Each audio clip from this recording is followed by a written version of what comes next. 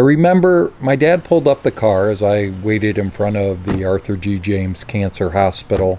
The sterile scent of latex still lingered in my nostrils. Man, did I hate that smell of those rubber gloves that year. Honestly, I still cringe when I smell anything latex. Gloves, balloons, well, whatever. I collapsed into the front seat and gingerly locked my seatbelt into place. I was just glad I was going home. Despite the doctor's reservations, he had let me go after I begged him. You see, my last treatment hadn't gone according to plan. It was rough. I became progressively nauseated with increased pain. Even my organs hurt. My body and spirit felt like it was a crumbling shell of itself, and the all too familiar after chemo symptoms were intensifying quickly. I remember that the last vestige of cancer needed to be vanquished before I could truly call myself healed. As the fading light of twilight dipped below the horizon, my father drove me back to Bellevue from Columbus. The final days of treatment had literally broken me. I wondered if I could endure, as I could sense my body and mind succumbing to the curative poison being injected into me. The question I wrestled with at that moment: would this treatment cure me or ultimately lead to my demise? That night, upon arriving home, the weariness enveloped me as I walked through the door. Without saying a word, I climbed the stairs, with the chills of sickness rattling my bones. It was that sensation of cold that cannot be satiated. I heard my mother say, "Paul, he looks awful. He should have stayed at the hospital." My father said, "He didn't want to stay," and I didn't have the heart to tell him no. With that, I heard the door shut and my room went black. I remember shivering under my cover as I drifted off to an uneasy sleep. Like clockwork, pain, nausea, and discomfort startled me awake, sort of. You see, my mind was awake, but I was feeling like a prisoner trapped in my own body. Bluntly, I couldn't move at all. You might not know, but the brain has a switch that turns off your body's movements when you sleep. One of the side effects of chemo is a syndrome called sleep paralysis. The mind wakes up, but the body remains immobile.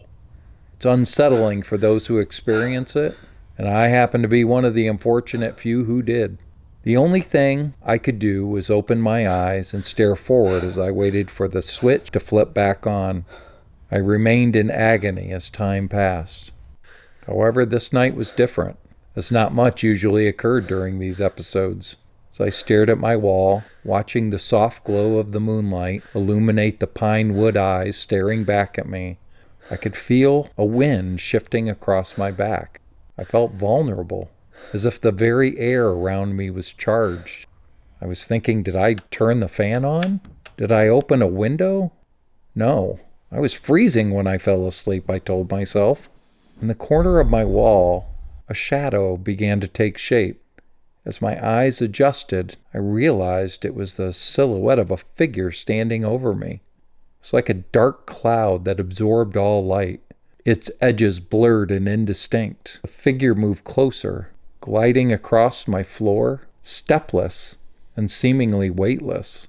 I wanted to scream, to thrash, to escape this nightmarish paralysis, but I was trapped in a way that it felt inevitable.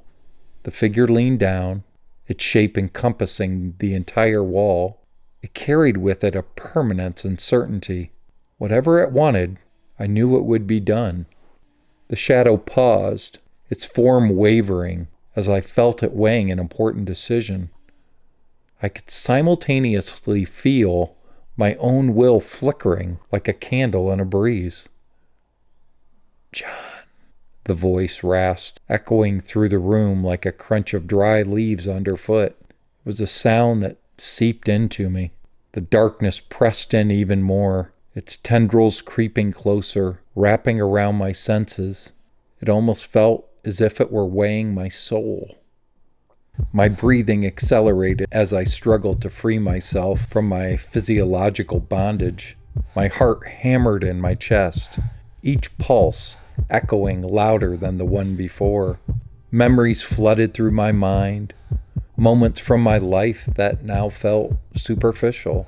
My best friend's laugh, my new girlfriend's smile, and my own hopes and dreams, now tangled with the chilling reality of this moment. The figure spoke once more, its voice reverberating with the weight of 1,000 years. Not yet. I felt the warmth wash over me, a small pinprick of light breaking through the darkness. The shadow hesitated, hovered for a moment, then vanished as quickly as darkness recedes from the daybreak of dawn. Growing within me was a sense of power I had long believed lost. A connection to life surged through the marrow of my bones. Disoriented and more alive than ever, I sat up in bed, gasping for breath as the moonlight streamed into my room. As I stared at my now open window, I reclaimed a part of myself. Each day must be savored and appreciated.